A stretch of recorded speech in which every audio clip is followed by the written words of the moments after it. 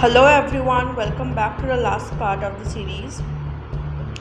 So after the map, we have the starry night painting, and then there are the spell bottles and mushrooms all over the place.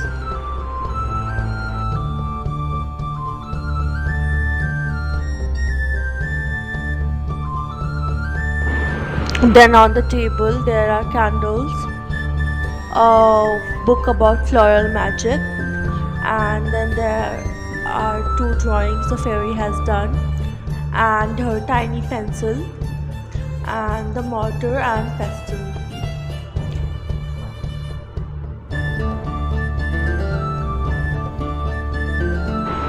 And that is the complete tour. Thanks for watching.